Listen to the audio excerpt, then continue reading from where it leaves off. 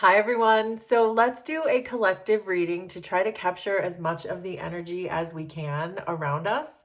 So I'm going to start with a planet dice to see which planet we're meant to work with. And we have Neptune. For the third day in a row, we've rolled Neptune. So Neptune can be a confusing energy. It can be an energy of sacrifice, but it also can be a preparation for something or a yielding to something. So let's see what the tarot wants to tell us. But Neptune really wants to speak up, it feels like this week.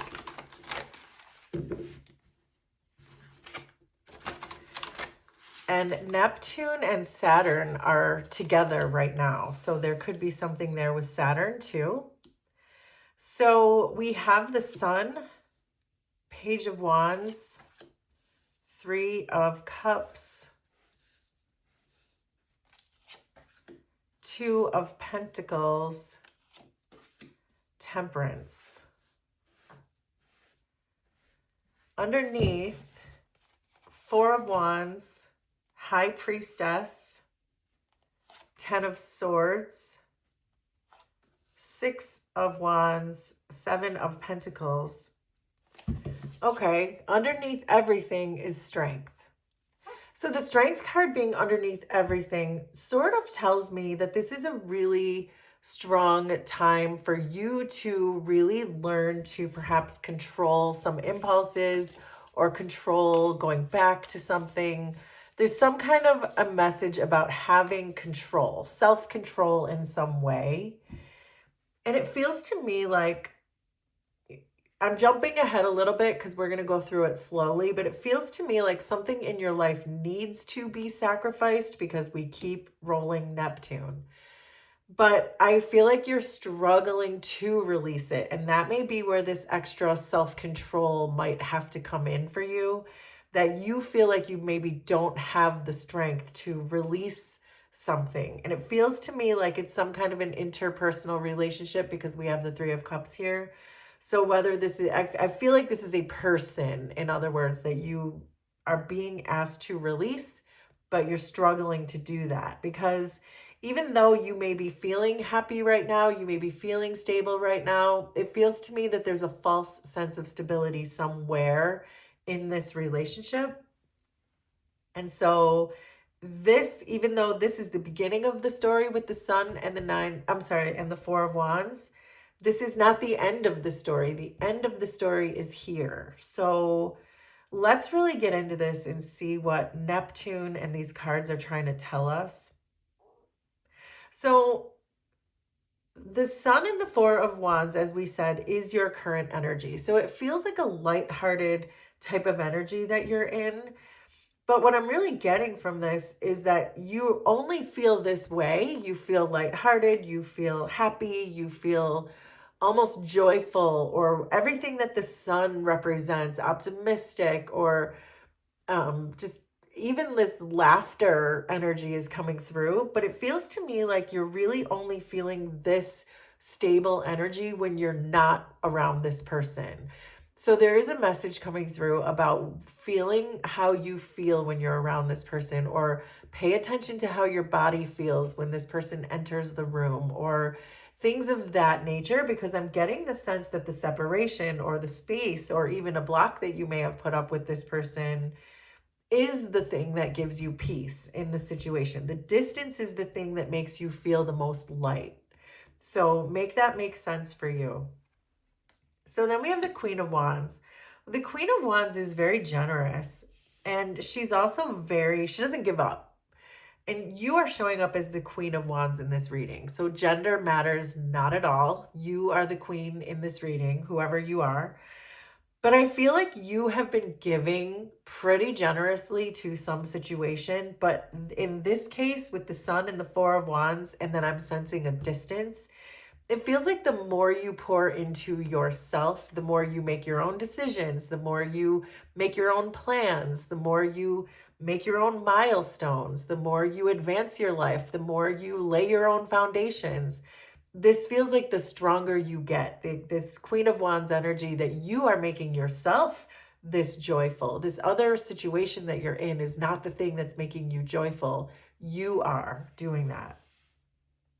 So you're really being asked to focus on starting something new, releasing this relationship and moving forward with the rest of your story. Because I was getting a message that this is not the end of the story. This is the end of the story. I keep wanting to say that. So the Page of Wands is the beginning of the story, right? So you're being asked to really focus on that. Focus on what is the next page of my story. And the Page of Wands is a pretty peaceful energy. They're balanced, they're ready for the next thing. They're not second guessing. They're ready. And so this is just you're being asked to focus on being ready. And if you listen to your intuition, because the High Priestess is here, and really embrace the fact that your intuition is telling you that, yeah, there's a whole blank page in front of you. It's time to write the rest of this story. That your creative power of your Page of Wands is the true potential that's waiting for you to discover that. It's waiting for you to get started. And I think your intuition is really telling you that. So then we have the Three of Swords. The Three of Swords can be a massive upheaval, but it can also be a release. So if you think about the card that comes before the Three of Swords, you have the Two of Swords. And the Two of Swords is when one cannot make a decision. And I feel like that's the energy that you're in, that you're staying in a situation, you're stuck. You're stuck in a situation that you know perhaps does not bring you any joy, but you don't know how to make the decision. So the Three of Swords is when the universe makes that decision for you. It sticks that third sword in there and it hurts when that happens, but it's because it was a lack of decision making.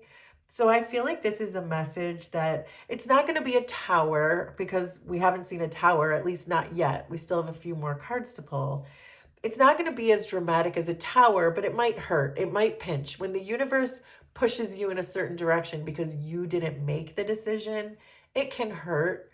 But these cards are really saying, but don't focus on that. Don't focus on the fact that that hurt. Focus on the fact that the universe is really helping you to drive this forward, to write the rest of your story so that you can release whatever this interpersonal relationship is. And so, speaking of that, this is falling in your challenge position. The Three of Cups and the Ten of Swords is your challenge. So, this tells me that there is some kind of a relationship that you're struggling to let it go, even though you know it's over, because the Ten of Swords showed up here.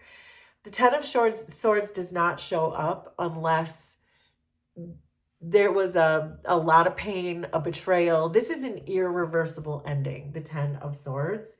And so, you might be stuck, because this is the challenge position. You might be stuck in an energy of reminiscing or memories or perceiving the past differently than it really was. But I think you also know that something irreversible happened, some irreconcilable thing happened, because the Ten of Swords is here. And so I really think that this is time for you to really move on to the next adventure. Tens are the end.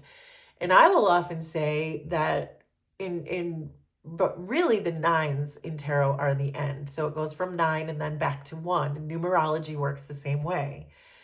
A 10 is one step past the 9, but it's a 1 again, but there's the 0 at the end. So it's a 1 and a 0 is a 10. And the 0 is just telling me that you're repeating the same cycle over again. So there is someone that you're repeating cycles with that you're really meant to release. But I think, again, with this Three of Swords energy, it feels like the universe is going to do something to maybe help you wriggle your way out of this. So then we have the Five of Cups. And the Five of Cups is about dwelling, but it can also be about avoidance, because the Five of Cups can be about just sitting in an energy for too long that needs to be released. And so I feel like that's your challenge. That's where you are. You're not moving. You feel stuck. You're dwelling in this. You're avoiding putting this to an end. You're not listening to your intuition. And I think that's why this Five of Cups showed up here. So the message really is the way to really move forward with the Two of Pentacles and the Six of Wands is to make a decision. So right now it feels like you're kind of multitasking, that perhaps you're not being honest with yourself about this situation, that you feel like you can have all this stability and you can build foundations in your life and you can take care of you, but at the same time hold on to this person who it feels like they're not really contributing at all to your sun and your four of wands, but yet you still think, well, I can do both. I can take care of myself, have this person perhaps drain me of resources, but I can just replenish them. And I think that's how you're feeling that you're going to make this work. It's like you're really you're really struggling to make this work because it feels like there's something here that's not allowing you to release this person. So this Two of Pentacles is giving the same energy that analogy I was giving before about the Two of Swords where you feel stuck.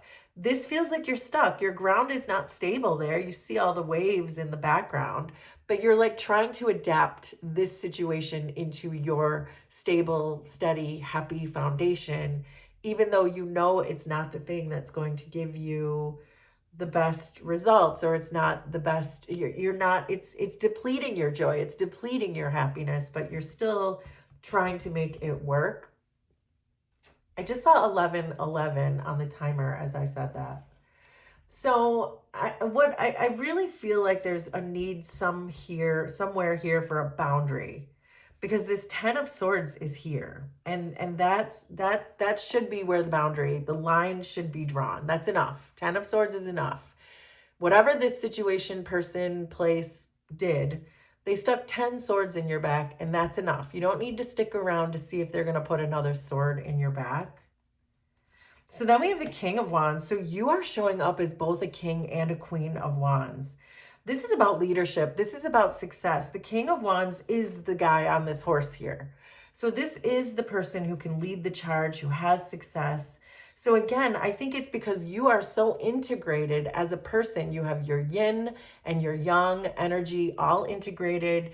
You're very confident, you're generous, you're tenacious, you're a leader, you're very successful. You have all this going for you. We saw that in your current position, but yet you're still trying to make this work. You still won't let this go. In your potential final outcome, I see some balance. I see you compromising perhaps with your inner king and queen energy. I don't see you necessarily releasing this person in your near future, but I do see you contemplating it. I see perhaps you connecting more with your intuition. Temperance is saying that you're starting to look at this in a different way. You're starting to see, do these two parts of myself really integrate? The parts where I am a full and wholly healed person, but I'm trying to keep dragging along this person who is not healed. You're starting to see that, and you're starting to wonder, am I investing in the right things? So I like seeing Temperance in your final outcome, because it tells me at least you're getting more connected. You're getting connected to your higher self. You're getting connected to your intuition, and you're really contemplating. You're going into this contemplative type of mood or mode where you're wondering if you can really accomplish your goals while also dragging this person around. So this is the progress, right? Everybody, this is always a work in progress. We have strength here because we're learning to control those impulses. We're learning to say, okay, what do I have the strength to pull with me? What can I continue to pull this wagon and allow this person to ride in the wagon? Or at some point, do I realize this person is never going to help me pull the wagon? And what am I getting out of it? And why am I doing that? Oh, wow. Do you guys remember me saying that we don't have a tower yet? There it is. There's the tower. This is the similar message that we're getting. So I think now that the most important column that we need to talk about is this column here. This is what you need to be focusing on, because the universe is trying to, I will often say when the universe is trying to send you a message, they first kind of like nudge you, and then the universe will pinch you. And then the universe will hit you over the head with a 2x4. And then the universe comes out with a tire iron. Do you know what I mean? Like, things go a little bit like, just if you're not listening, you're being nudged in a certain direction by the universe. And this Three of Swords that could be happening right now, the universe is asking you to focus on your new adventure, your new chapter, writing the new chapter. Listen to your universe and we listen to your intuition, because the universe here is kind of pinching you. The universe is saying, come on now, wake up. This is over. Look at this person did. Well, there's that tower. There it is. This is the disruption that will come from the universe because you're still contemplating. So this became more urgent than I thought, that this is really about you getting out of Dodge. This is about you escaping from this now because the universe is coming to take it from you anyway. And it might be less disruptive if you just do it yourself. And by that, I mean the Page of Wands and the High Priestess. Start writing your own chapter. Release this fully. This Three of Swords is about releasing because the universe is nudging you and pinching you and telling you, come on, 10 swords is enough. Now you're starting to repeat cycles. And when you repeat cycles, that's generally when the tower starts to come in. So there you go. That is our collective reading. Please let me know how this was resonant for you, and we will do this again sometime. Thanks, everybody. Bye.